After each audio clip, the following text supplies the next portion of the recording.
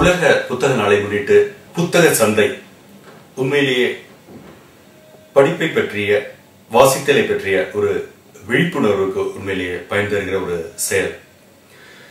வழக்கமா நம்ம என்ன சொல்றது உண்டு அப்படின்னாக்கா, இன்னைக்கு தொலைக்காட்சி போன்ற ஊடகங்கள் வந்துட்ட பிறகு எல்லாமே அதுலயே கிடைக்குது, இதை தாண்டி போய் படிக்கணுமா அப்படிங்கிற ஒரு கேள்வி எழுறது உண்டு. புரிந்து கொள்ள வேண்டிய விஷயம் என்னன்னா, ஒன்றுக்கு ஒன்று சப்ஸ்டிடியூட் கண்டிப்பாக கிடையாது.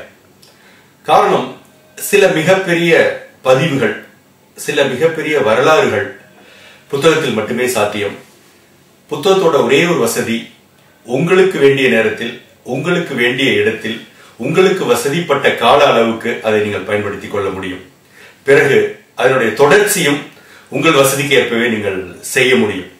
அந்த வசதி புத்தகத்தில் மட்டுமே சாத்தியம். அடுத்ததாக, புத்தகங்களை படிக்க படிக்கத்தான் நமக்கு இன்னும் எவ்வளவு குறைவாகவே தெரிந்திருக்கிறது என்பதை உணர்வதற்கே புத்தகத்தை படிப்பதற்கு அவசியமாகிறது. ஒரு காலகட்டத்தில் புத்தகங்கள் அப்படின்னு சொல்லும் போது பல்வேறு துறைகள் ஆங்கிலத்தில் மட்டுமே சாத்தியம் அப்படின்னு இருந்த காலகட்டம் வேற. இன்னைக்கு அப்படி கிடையாது. ஒவ்வொரு துறை, உலகினுடைய எந்த துறையை நீங்கள் எடுத்துக்கொண்டாலும் அதில் இருக்கிற சிறந்த நூல்கள் தமிழில் ஒரிஜினலாவே உருவாகி இருக்கு அல்லது ஆங்கிலத்திலிருந்து மொழிபெயர்க்கப்பட்டிருக்கிறது. இரண்டுமே நமக்கு கிடைக்குது. அந்த வகையில எவ்வளவுதான் நேரம் இல்லை என்று நாமவே சொல்லிக் கொண்டாலும் கூட இந்த வாசிக்கிற பழக்கத்தை கைவிடவே கூடாது. அந்த வாசிக்கிற பழக்கத்தை நாம் எந்த அளவுக்கு கைவிடக்கூடாதோ அதே அளவுக்கு அடுத்த தலைமுறைக்கு, நம்மளுடைய பிள்ளைகளுக்கு வாசிக்கிற பழக்கத்தை உருவாக்கி கொடுக்க வேண்டும் அல்லது அதிகப்படுத்தி கொடுக்க வேண்டும். வாசிக்கிற என்று சொல்லும் போது பிள்ளைகளுக்கு என்ன சிந்தனை தோன்றும் என்றால், நாங்க தான் ஏற்கனவே இவ்வளவு புத்தகங்களை படிக்கிறோமே, இது போதாதா என்கிற தோணும். அதை தாண்டி படிப்பதுதான் வெளி உலகம், அதை தாண்டி படிப்பதுதான் வெளி உலக அறிவு.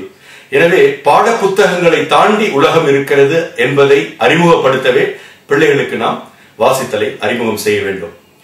அதே போல பெரும்பாலும் இந்த புத்தக சந்தை போன்ற இடங்களுக்கு வரும்போது பாத்தீங்கன்னாக்க, குடும்பத்தோடு வருவாங்க.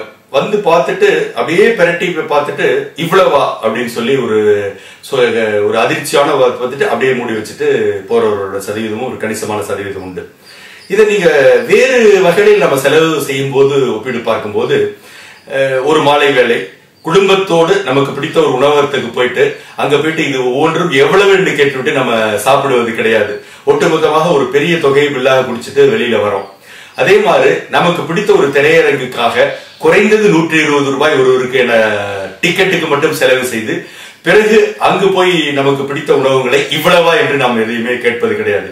ஆனால் நம் வாழ்க்கைக்கு பயனுள்ள அறிவு சார்ந்த ஒரு விஷயத்துக்கு மட்டும் பல சமயங்களில் விலையை காரணமாக காட்டி வாங்காமல் இருக்கிறோம். அது சரியல்ல. இது ஒரு முதலீடு. புத்தகம் என்பது ஒரு செலவு அல்ல, புத்தகம் என்பது ஒரு முதலீடு. எனவே புத்தகத்துக்கு செலவு செய்வதை கணக்கு பார்க்க கூடாது. நமக்கு பிடித்த, நமக்கு பயனுள்ளது என்று கருதுகிற அல்லது நம் குடும்பத்துக்கு பயனுள்ளது என்று கருதுகிற புத்தகங்களை மட்டும் வாங்கினாலே போதுமானது.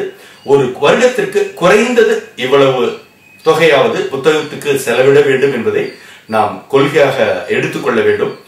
அந்த கொள்கையை செயல்படுத்த இந்த புத்தக சந்தை கண்டிப்பாக மிக பெரிய அளவில் பயனளிக்கும். காரணம், அத்தனை பதிப்பாளர்களும் நேரடியாக ஒரே இடத்தில் நாம வழக்கமா ஒரு கடைக்கும் தேடி போகணும் அப்படின்னா ஒரு 2 மாதங்கள் தனித்தனியா ஒவ்வொரு நாளும் ஒரு கடைக்கு போனா கூட முடியாது. அத்தனை விஷயங்களும் ஒரே இடத்தில் கிடைக்கிறது அப்படிங்கிறது இது ஒரு அபூர்வமான ஒரு விஷயம். அதை நம்ம பயன்படுத்திக் கொள்ள வேண்டும். கண்டிப்பாக இந்த புத்தக சந்தை முயற்சி உண்மையிலேயே பாராட்டத்தக்கது. இது வெற்றி பெற வேண்டும் என்பது என்னுடைய வாழ்த்துக்கள். உலக புத்தக நாளை முன்னிட்டு ஏப்ரல் 18 முதல் 27 வரை சென்னை புத்தக சங்கமம் 10% கழிவு விலையில் 1 லட்சத்திற்கும் மேற்பட்ட புத்தகங்கள் எழும்பூர் அருகில் பெரியார் திடலில் நடைபெறுகிறது. அனுமதி இலவசம்.